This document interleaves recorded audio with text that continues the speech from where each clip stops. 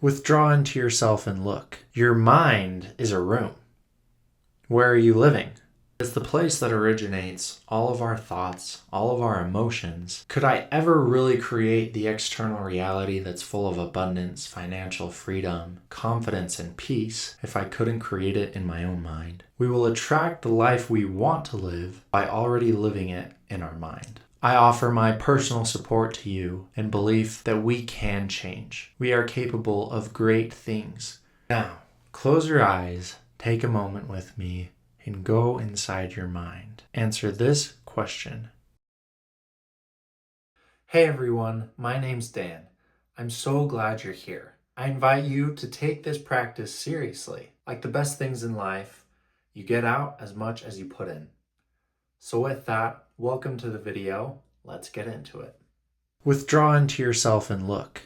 Cut away all that is excessive, strain all that is crooked, until the splendor of virtue shines in you. That's the quote from Plotinus in the Aeneids that I absolutely love and sets us in perfectly for today's discussion.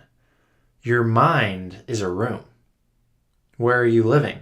This is a discovery I found recently on a personal development trip I took with my friends just a few weeks ago. I created this whole itinerary to help me with my self-improvement journey. Day 1 was about where we were today. Day 2 was about where we wanted to go. And then day 3 was about how we would get there. And this mindfulness practice that I'm about to share with you was by far, hands down, my most favorite practice I did that whole weekend. I think about it every day. And it has completely shifted my perspective around self-development and self-improvement. And I think it can shift yours. So, as a disclaimer, this is a mindfulness-based self-aware practice. And it's important to understand a little bit about mindfulness before we jump in. I don't know if you spend a lot of time meditating or are familiar with mindfulness, but there's one key aspect of it that's super important to understand. Psychologists have found that humans are their own worst source of self-awareness. How I view myself is entirely inaccurate because we all have our perceptions of ourselves, our views, our judgments, that completely lace our self-interpretation. And so today we'll be endeavoring to get beyond this in order to become self-aware, to see our mind as a room. But one aspect of mindfulness that helps self-awareness and self-perception actually work is the fact that it's non-judgmental. Say it 3 times, write it in your phone, put it on your wall. Mindfulness is about non-judging because any time we engage in mindfulness practice of meditation to try to think about who we are, our brain is an analyzer. We're constantly analyzing everything we think about, judging the value of it and the affect of it. Is it important or not important? Is it true or false? Good or bad? And the same thing goes for us. We judge ourselves. We don't like to think about things we don't like, our insecurities. And all of those negative aspects of ourselves and our perception, they create negative emotions. And because we don't want to feel those, we don't engage. And so the art of non-judging is being able to observe ourselves without analyzing. So today, we're going to dive into this mindfulness practice. First, I'm going to lead you through it.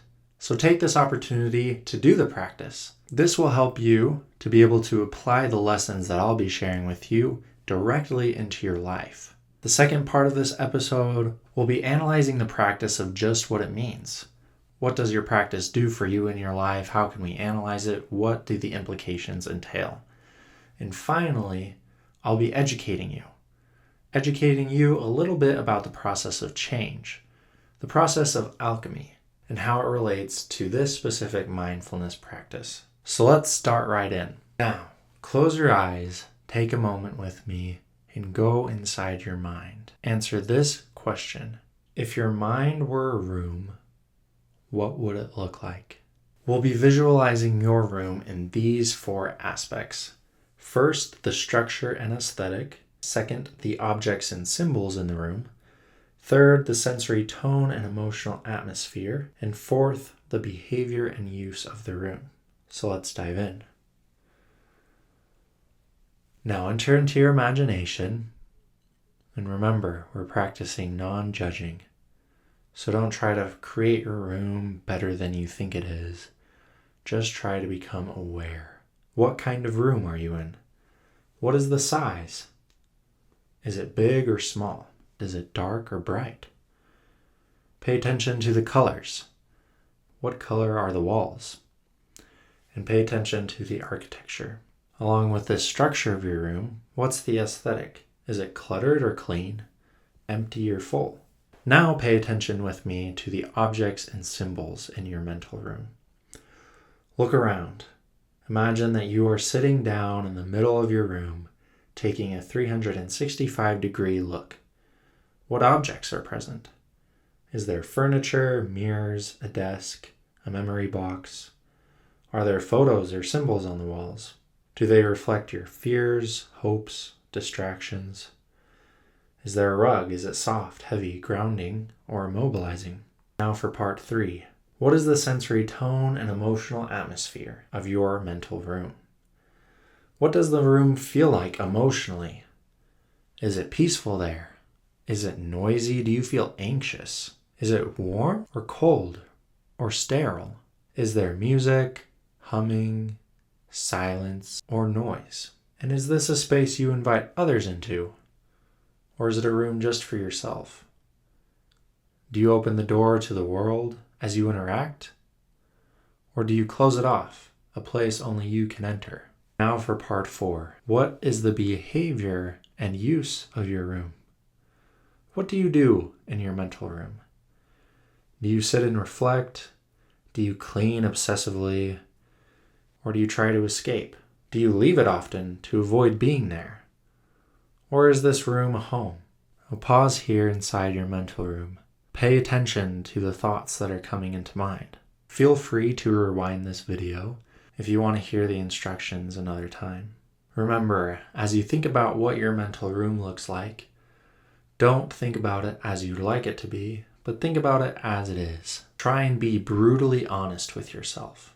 And as you become aware of what your mental room might look like, be sure not to analyze it. Don't judge your room for what it is. Just be an observer. Remember that without judgment, you are a whole step closer to the truth. Now, we'll be moving into the reflection side of this mindfulness exercise. Note that this is only halfway there. There is yet another half of this exercise that will enable this to come full circle. So what did your room look like? I'll tell you what, mine wasn't too fancy. In my external life, and what I think my mind is, I have all of these big, vast visions, dreams of what I want. But I've realized that your internal reality is a reflection of your external reality. So if there's one day I do want to live in abundance, my mindset must precede that abundance. As I did this practice for myself, I found some good things and some bad things. My room wasn't awful by any means, but it was quaint. It was small. There wasn't a lot of natural light. I noticed some darker aspects of the room that I didn't like to visit too much or approach. I realized that I spent most of my time outside my room. I didn't like being inside because it felt isolating. I also realized that I don't open up the door inside my mental room to interact with the world. I don't like letting people come inside, and I often play music to drown out the silence. To say the least, my mental room isn't what I want it to be. It's not a place of peace, tranquility, confidence, and creativity. Naturally, as I thought about my room as it is, it was easy to think about my room as I wanted it to be. And this is, in fact, the next part of the mindfulness practice, to imagine our room as we want it to be. So I'm inviting you to let go and dream.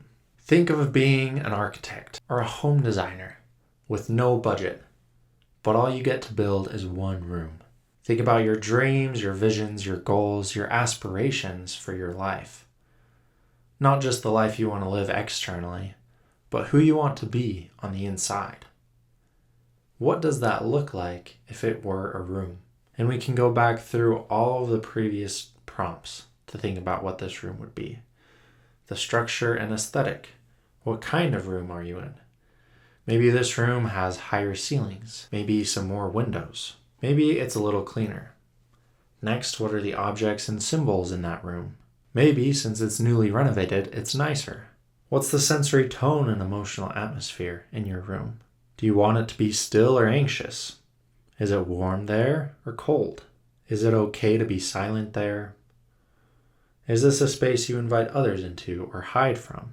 And lastly, what is the behavior and use of your room? What do you do in this ideal room? Sit and reflect. Think about it. What do you really want? This was so fun for me because it enabled me to really envision what I wanted for myself.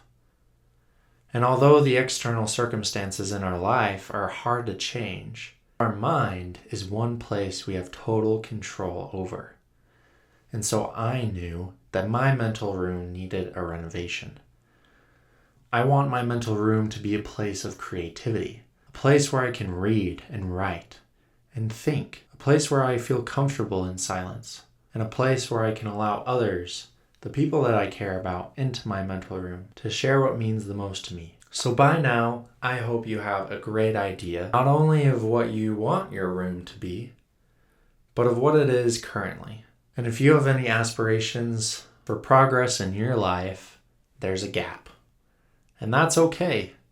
So for the last part of this video, we'll be talking about what we can learn from this mindfulness practice, and ultimately, we'll be talking about how we can renovate our mental room. Jordan Peterson said, "You can't clean the house without seeing the dirt." So know now that as we undergo this process of change, in your life, in my life, we'll all be seeing dirt. The dirt in our minds, it's not fun and easy to face, but it's a central part of the process. I've decided to line up this renovation process with the stages of alchemy, which is a term that really just means the process of change. The first stage in the stage of alchemy is nigredo. This is the breakdown and honest seeing part. This is the stage you felt a little bit in the first part of the mindfulness practice, the stage where we try to see things as they really are. But it's the first step because it has to do with self-awareness. How can we ever get to a place we want to go if we don't know where we currently are? What you saw in your room reflects what you carry unconsciously. Today you brought it into awareness. Stage 2 is albedo. In this stage, you clear and purify. I love the quote by Rumi that says, "Your task is not to seek for love, but to find all the barriers you have built against it." Oftentimes we go about renovation the wrong way. We look for a new fix, a new thing that we can do, all the while not paying attention to the walls we have built up against the success, the joy, the improvement that would be flowing into our lives. In the context of a room, before you start to rebuild, you have to clear out the old. You have to go through a period of demolition. So, what part of your room needs clearing? What thoughts or beliefs are cluttering your mental space? Once you have identified just what's in your room, what you want to keep and what you want to get rid of, you're then able to enter stage 3, which is called Trinitas, the illumination and reconstruction phase. Morgan Harper Nichols said you are allowed to start over and over and over again. Change is a hard thing to do. So it's important to be reminded that every day, every hour, every second is an opportunity to do something else. It's a reset button. Because all we have control over is the exact present moment. And so in this stage, it's where we begin to reach for our vision.